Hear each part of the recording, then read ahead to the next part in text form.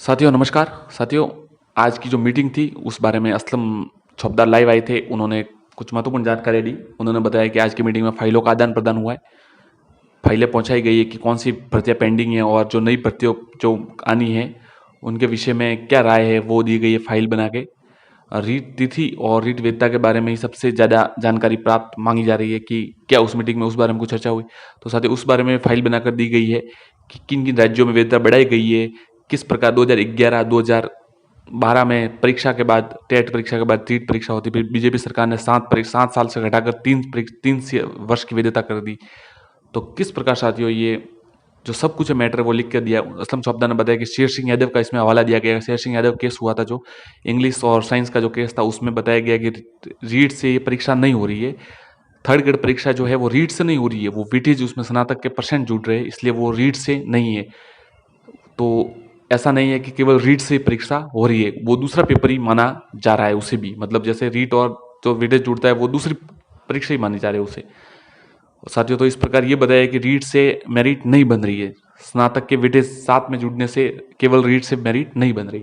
First level के लिए उन्होंने बताया कि फर्स्ट लेवल के जब उस समय परीक्षा हुई थी, जो एक एक परीक्षा से बिना वेटेज के परीक्षा जो मेरिट बनी थी, उस बारे में असलम चौपदा ने बताया कि उस समय कोर्ट ने कहा था अगर कोई आपत्ति न हो तो कोई समस्या नहीं है। तो उस समय कोई आपत्ति, किसी ने केस आपत्ति नहीं जताई, उसका वेटेज नहीं जुड़ा गया और पूर्णतया 100% रीट के आधार पर मेरिट बनी थी। वैधता के बारे में असलम चौबदार ने यह बताया कि सरकार वैधता बढ़ाने के पक्ष में, ऐसा उन्होंने कहा कि ऐसा लग रहा है। और उन्होंने कहा कि वो खुद तटस्थ है, वो नहीं कहना चाहते कि वैधता बढ़े या घटे, वो ने कुछ नहीं कहना चाहते। परंतु उन्होंने कहा कि सरकार दो पेपर कराने के मूड में नहीं है, सरकार सिर्फ केवल एक प्रकार पेपर कराना चाहती है और वो लेट नहीं करना चाहते हैं। ऐसा असलम चौधरी ने कहा। कि असलम चौधरी ने कहा अभी तक जो स्थिति है उसके अनुसार तो दो पेपर सरकार नहीं कराना चाहती। आगे की स्थिति के बारे में उन्होंने कहा जैसे कोई जानकारी मिलेगी अवगत कराएगी।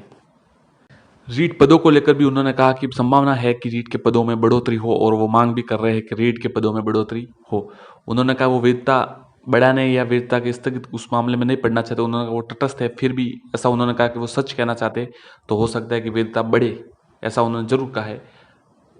यदि भी उन्होंने कहा कि अंतिम फैसला मुख्यमंत्री जी और शिक्षा मंत्री जी लेंगे, परंतु उन्होंने कहा कि हो सकता है कि वैधता बढ़े। इसके अतिरिक्त साथियों उन्होंने एक्स सर्विसमैन के बारे में जो पद है ओरिजेंटल, उनके बारे में कहा कि आरक्षण ओरिजेंटल में उसे वर्टिकल किया जाए, क्योंकि इससे बेरोजगारों को बहुत नुकसान हो रहा है। और उन्होंने इस बात में कहा कि इसका उनका सहयोग करें ताकि इस मामले को सही तरीके से हैंडल किया जाए और इसकी मांग उठाई जाए कि इसको उनकी सीटें अलग से डिक्लेयर की जाए, अलग से पद घोषित किए जाए ताकि बेरोजगारों को नुकसान न हो। उन्होंने कहा कि पटवारी की भर्ती में भी पद बढ़ सकते हैं।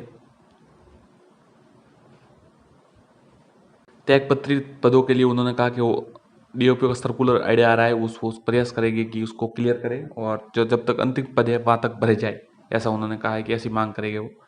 उन्होंने कहा वो जल्दी अपनी मांग सभी जो फाइल बनाई है सभी प्रकार की सभी बेरोजगारों की मांगे रखेंगे। तो साथ सबसे महत्वपूर्ण तो रीट के बारे में था। उन्होंने बताया कि हो सकता है वेतन बढ़े और पदों की संभावना भी उन्होंने बढ़ाने के लिए बात कही है।